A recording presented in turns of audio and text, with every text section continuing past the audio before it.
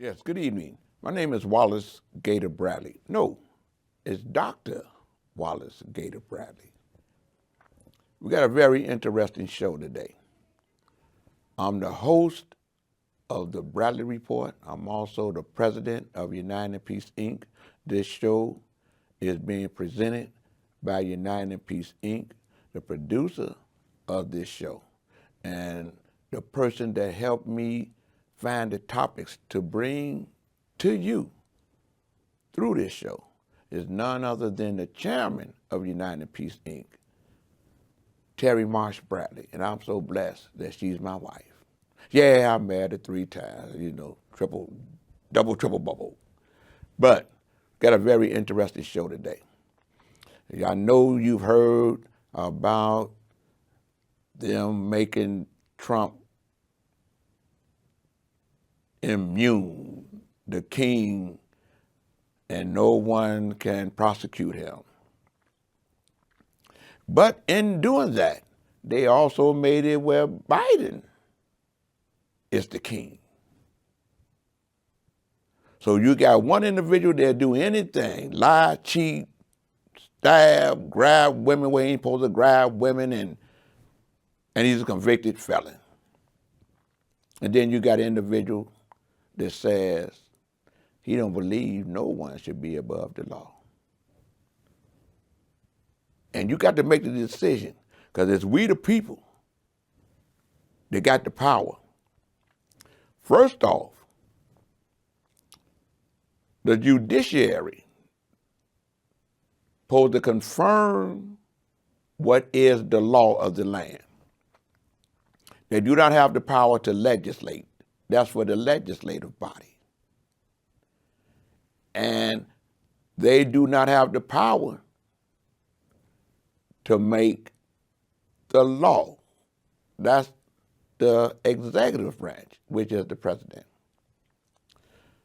From what I got out of this, where the Supreme Court, where it was 63, 3 of them were Trump's appointees. 2 of the justices should have recused themselves. I'm talking about Clarence Thomas and Alito, because by law, if there's an inference of impropriety or there's bias towards the defendant, they have to recuse themselves. But I want you to see it for yourself, what President Biden has to say. So without further ado, I'm going to bring this to you. To God be the glory. That's my story. Amani, let's go to work. The presidency is the most powerful office in the world. It's an office that not only tests your judgment, perhaps even more importantly, it's an office that can test your character. Because you not only face moments when you need the courage to exercise the full power of the presidency, you also face moments where you need the wisdom to respect the limits of the power of the office of the presidency. This nation was founded on the principle that there are no kings in America. Each of us is equal before the law. No one is above the law, not even the President of the United States.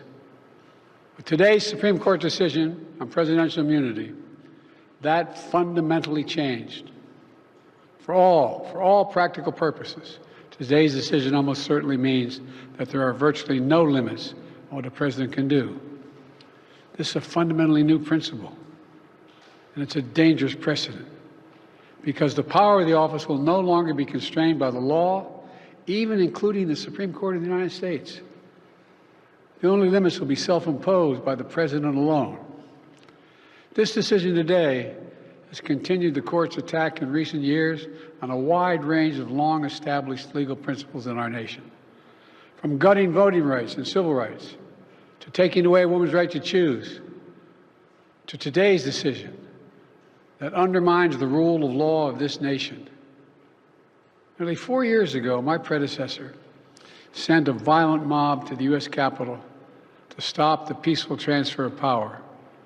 We all saw it with our own eyes. We sat there and watched it happen that day. attack on the police, the ransacking at the Capitol, a mob literally hunting down the House Speaker, Nancy Pelosi, gallows erected to hang the Vice President, Mike Pence. I think it's fair to say it's one of the darkest days in the history of America. Now the man who sent that mob to the U.S. Capitol is facing potential criminal conviction for what happened that day. And the American people deserve to have an answer in the courts before the upcoming election.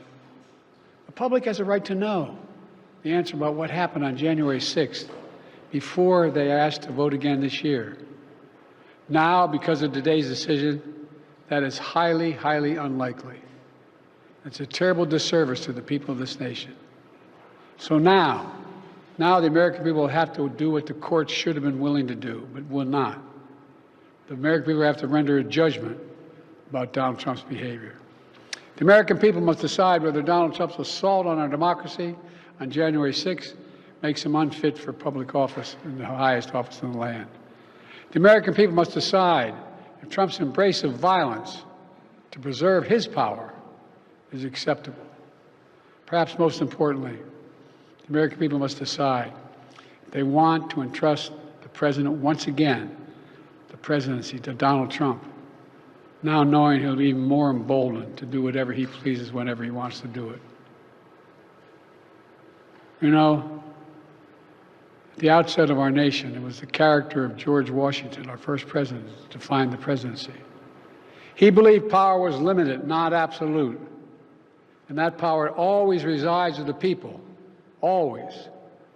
Now, over 200 years later, with today's Supreme Court decision, once again, it will depend on the character of the men and women who hold that presidency that are going to define the limits of the power of the presidency, because the law will no longer do it. I know I will respect the limits of the presidential powers I have for 3.5 years, but any president, including Donald Trump, will now be free to ignore the law. I concur with Justice Sotomayor's dissent today.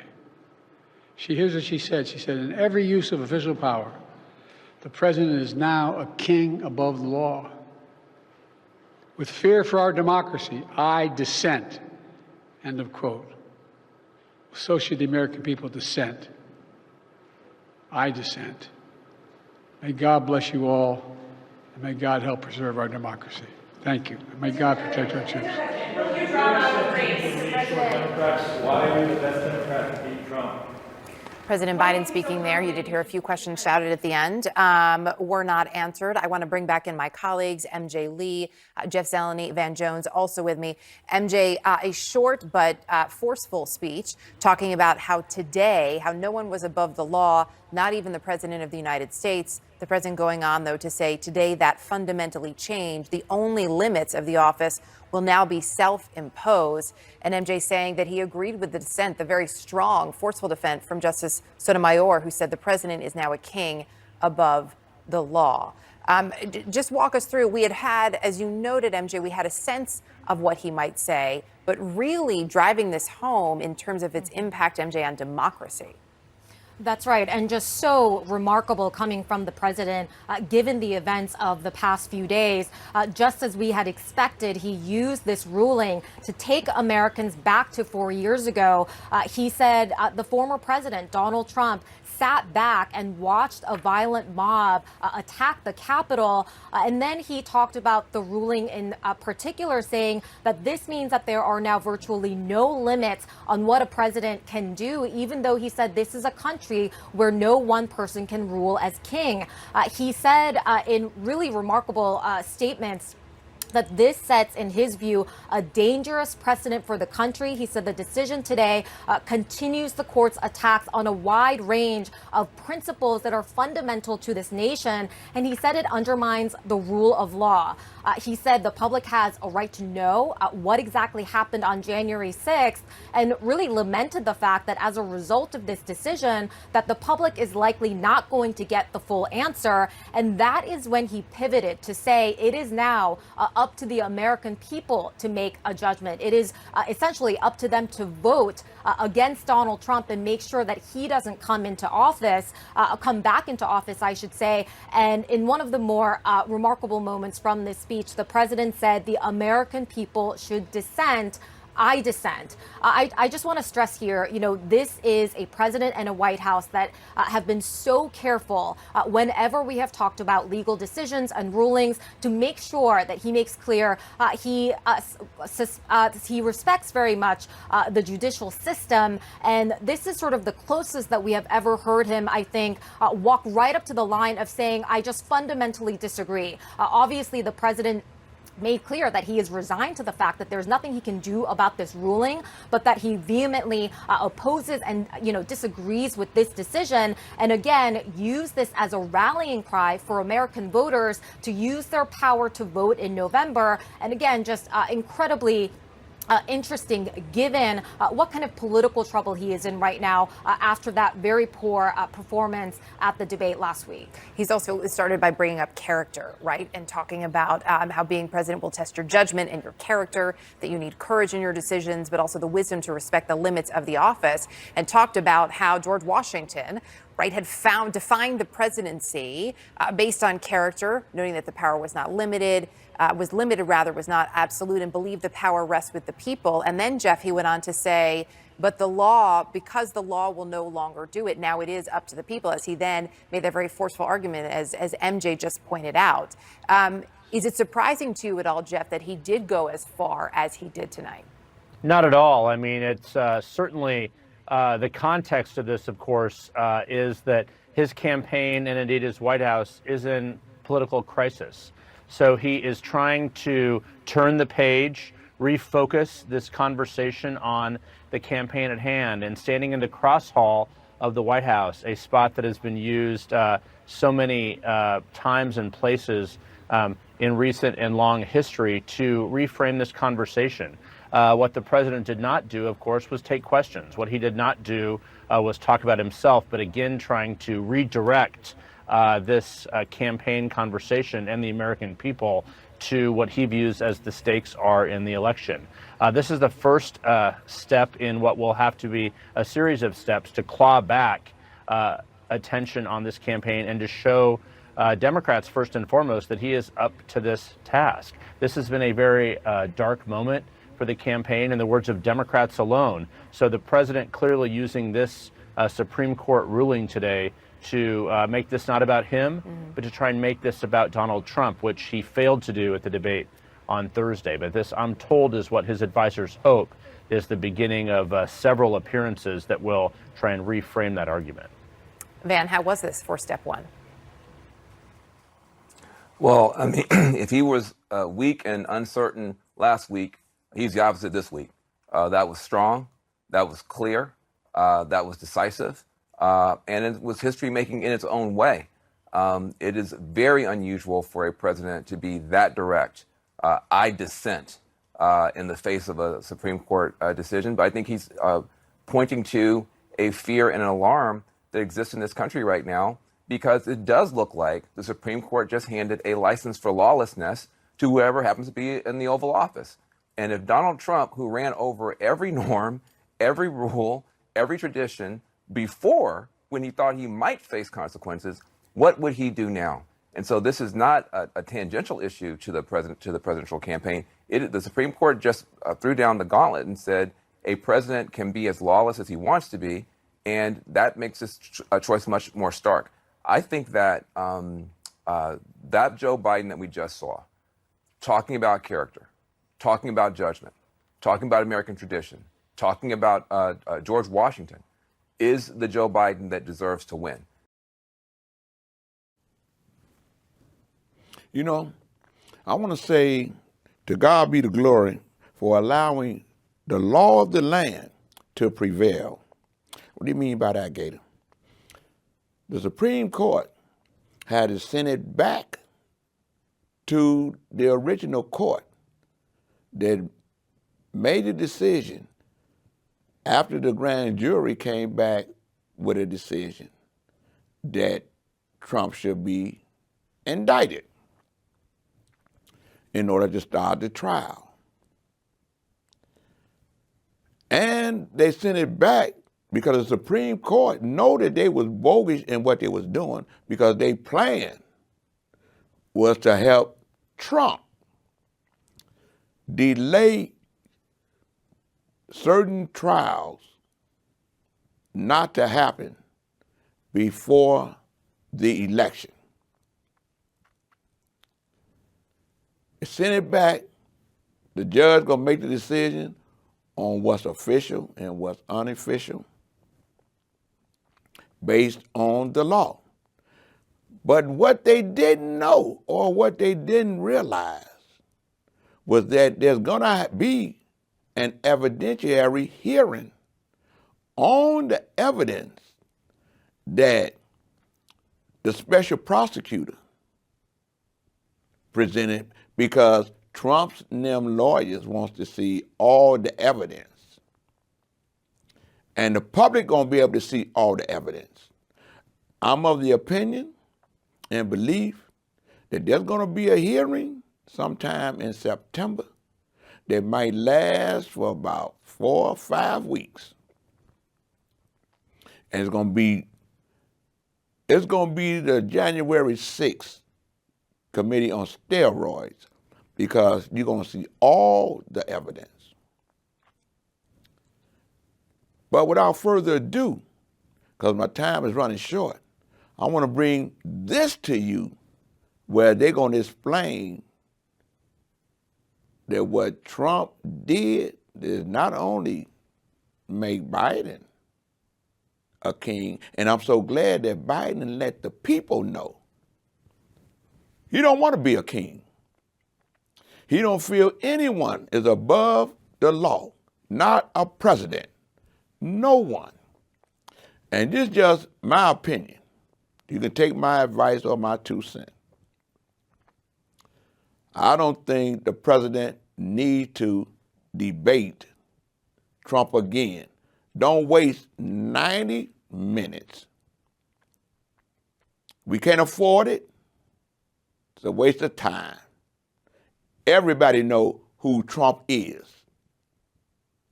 And we need to continue to tell the people who Trump is and what he's doing and what that 2025 manifesto is talking about, taking away everybody's rights. They already took the women's rights. They didn't show you what he's going to do.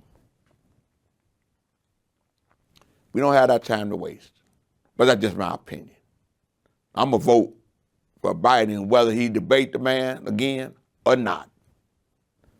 So without further ado, Sister Monty, let's go to work. The United States to issue an address, to give a live address today from the White House in response to the Supreme Court ruling, something that's extremely rare. That should be happening just in a little bit. We'll, of course, bring that to you when that happens. I want to bring in Joy Reid, whose hour this is, and I'm sure has a lot to say about today's momentous 6-3 decision from the Roberts Court. Joy. Hey, Chris. Yeah, it was something to read today, both the decision and the dissents. And I guess the sort of best way for me to kind of sum it up is, I don't know if everyone here watches Game of Thrones, but if you're a Game of Thrones fan, you will note that in Westeros there is a king, and then there is the hand of the king. And when the king is very young or very old or very mad, the hand of the king is effectively the king. And what I think you saw in this ruling today was the Supreme Court declare their preferred president, of course, because they know no Democrat would exercise these powers in the way they would very much like their next president to. They've declared the president and former presidents to be kings, but they've also declared themselves the hand of the king. This is the key part I just want to read. This is from page 110 from the dissent. This is from Ketanji Brown Jackson's dissent, Justice Jackson. With its adoption of a paradigm that sometimes exempts the president from the dictates of the law when the court says so, this court has effectively snatched from the legislature the authority to bind the president or not to Congress's mandates. And it has also thereby substantially augmented the power of both the office of the presidency and itself. What John Roberts said today is that he and his 5 fellow Leonard Leo appointees will decide when the president has erred. They will decide when he has stepped beyond the bounds of official acts, and only they can make that decision. They are the hand of the king. And the last thing I will say is that they repeatedly call for boldness and decisive action, that we need to see boldness and decisive action, and that only absolute immunity and presumed immunity can give a president such boldness.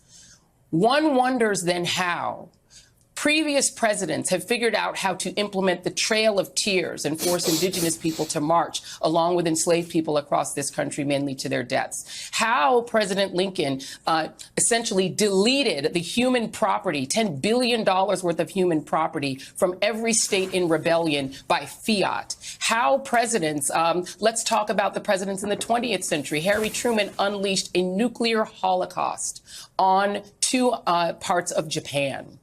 He did that boldly and decisively without fear of prosecution. How then does a new president, a future president, need such boldness to come from the fiat of the Supreme Court?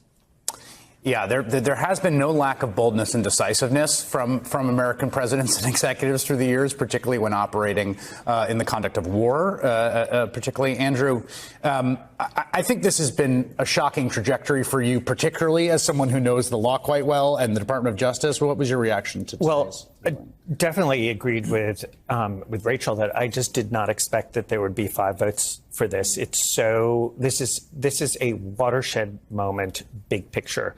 I just want to make sure people understand, with respect to the Department of Justice, on pages 20 and 21, the decision makes it absolutely clear, even if there is a known sham prosecution, that is off limits. If you have a president, let's say, who is on tape saying, bring a false prosecution, cannot prosecute. No matter how strong the evidence is, and this is not a hypothetical, because you actually have people talking about it right now about weaponizing if they get back into office. So that part it's just so anathema to the idea of a rule of law when you're talking about a Department of Justice that the whole principle is to be separate and independent and not be have a norm of not, in fact, obeying what the president says you have to do.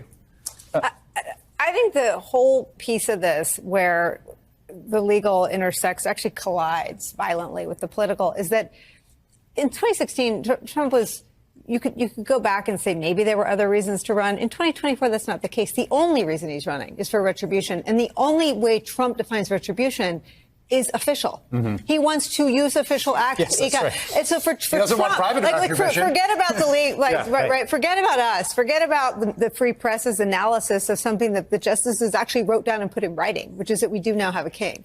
That's radical and amazing. But we also have a guy running for president who is today ahead in the polls, who is running to take official acts to seek out, in his words, retribution against his political enemies. He is only interested in the official parts of the job. And he only ever was. I mean, the only reason he wanted a Roy Cohn, to pick up on Rachel's point, is so that he could have someone architect the White House around officially seeking out punishment for his enemies. 2017, there was a story in the New York Times that he wanted to prosecute Hillary Clinton. He fires Jim Comey because he doesn't, quote, see to it to let Mike Flynn go, let Mike Flynn go. He only ever wanted to commit crimes disguised as official acts. Yeah, I mean, I think he said this publicly 1,000 times, to Nicole's point.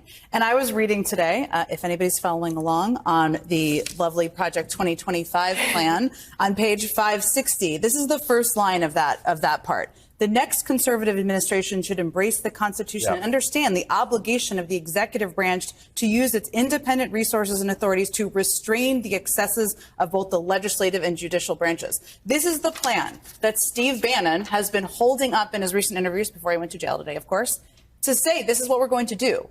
And the justices, what they did today is basically, I mean, I worked for 2 presidents, Nicole worked for a president. You haven't needed this immunity in the past. There have been bad things that have happened under presidents. I'm not, but like they haven't. They've but they've done the bad things even without. They've done the bad things even without. Nobody's walking around waiting for the immunity. The presidents I worked for didn't look for the immunity, and now you have the person. So you're asking the American public, to Rachel's point, to vote for people and trust the presidents they elect will have the morality and the benevolence to not abuse. That's essentially what they're doing. So the very bad news for Donald Trump in this decision today, and for candidate Trump, very, very bad, is that Mike Pence is going to walk into a federal courtroom, raise his right hand, take an oath to tell the truth, and testify against Donald Trump in this case in September. It's going to happen much faster. You're saying it's an evidentiary hearing? Absolutely. So what this is we've created an absolute immunity on one paragraph of the indictment, applying to exactly one paragraph of the indictment. All of the rest of the indictment goes back to Judge Chutkan's courtroom, and she schedules this. This Supreme Court has ordered her to have a hearing about the evidence in the case to determine whether the act in question is an official act, whether it might have some kind of protection or not. And that's for everything in the case except for one conversation that he had with the acting attorney general. The Department of Justice. So what you're looking at here is basically there'll be some briefs on each side, and then the judge will schedule a day and say, OK, we start today. Mr. Smith, who's your first witness? And it's exactly like a prosecution. And for what Jack Smith's going to have to do, and sometimes in pretrial evidentiary stuff, prosecutors don't want to turn over all their cards. He's going to have to turn over every single one of them, because the Supreme Court has said to him, in effect, we need to see every single one of your cards. So every witness he has, he's going to bring into that courtroom. They're all going to be under oath, and the defense is going to be able to cross-examine them. The defense probably won't bring in any witnesses at all, but you're going to see this incredible January 6th hearing on steroids, possibly for 6-8 weeks, September, October, maybe. Quickly, Andrew, do you think that's going to happen? Yeah, I'd always thought the sort of silver lining, but it's a small one, because the big picture here is this decision is horrendous for American democracy. But Lawrence is right. There is going to be a hearing, and the Supreme Court has actually said there has to be. So, and obviously there's going to be a lot of fighting about the timing of it, but Judge Chutkan does not have to wait the 81 days that she said she would wait for the trial. This is a hearing, so she can have briefing and she can set up a hearing with witnesses are called. Joy, just before we go to break, there's also to your point earlier about the sort of clarity of this or the stakes. The one thing I was thinking about, too, and this is Rachel's point, is just how clarifying this is about the stakes of the election. To the extent there's some activating small d Democratic energy that can be brought out of what I think is a genuinely appalling move by the court. I wonder if you feel the same way about that. It's very clarifying. They might as well have added, by the way, please Google Project 2025, because we are essentially authorizing, and not just authorizing, really sort of calling on Donald Trump. They repeatedly talk about bold and decisive action. Yeah. Well, what bold and decisive action do they have in mind? Probably the exact same bold and decisive action the Heritage Foundation has in mind. Heritage Action has in mind. Leonard Leo has in mind. Steve Bannon has in mind. And what I think they're saying to the American people is that if this Leonard Leo 6, get our preferred president back, we are going to encourage him to break the boundaries of the law, to push it to the limit, to feel free to even use violence, to use mass incarceration. Go ahead and do those camps. Do whatever you need to do to take the bold and decisive action that we repeatedly have said is necessary for the function of the presidency to get the agenda done. And we'll protect you, and we'll let you know, Donald Trump, when you've gone too far, and only then will you be stopped. This is a clarion call to every American. By the way, that debate is like 34 felony counts old, and it does not matter anymore. All that matters is that you do not allow the person back into office who will use this power that he's been given by this court, this imperial court, to implement that agenda they wrote down and published because they know that no one will stop them except voters. It doesn't matter if Biden is old. It don't matter. It don't matter if he's old. What matters is that the other guy wants to be a king, and this court has said, yes, you are a king, and we are the king's hand, and together, the 7 of us will rule this country. Hey there, MSNBC fans. I'm Luke Russert, and be sure to join me, Rachel Maddow, Jen Psaki, Lawrence O'Donnell. That is profound, what they saying, and it's no joke. This man and his crew, that mega posse, the Heritage Foundation, they had a coup that was failed behind the fact that Mike Pence wouldn't get in the car on January the 6th. The thing that's so interesting, I want to say this before I go off the air. Trump has already made it public that he has a bipartisan, for lack of a better phrase, a hit list of people who he has targeted to bring retribution to. From Mitch McConnell, Senator Mitch McConnell, to the former vice president, to Biden, and I believe Vice President Harris, people within the news media. If he become president, he done told you going to be a dictator right off the bat. They got a plan that they've been sharing publicly. It's published. They putting it out there. He talking about freeing the MAGA people, especially those that was involved in the January 6th insurrection.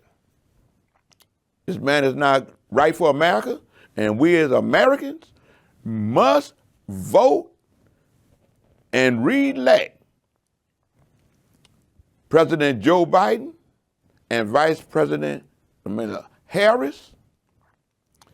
In my opinion, this is not the opinion of Can TV, this is not the opinion of United Peace Inc., this is my opinion as a resident voter. Vote straight Democrat. But before I go, I'd like to thank what I call my tech sister crew. That's Sister Amani Payne and Rosio, I hope I pronounce her name right, Rosio Santos. I want to thank y'all, and with that, I want to say to God be the glory, vote don't choke, and that's Dr. Wallace Gator Bradley's story.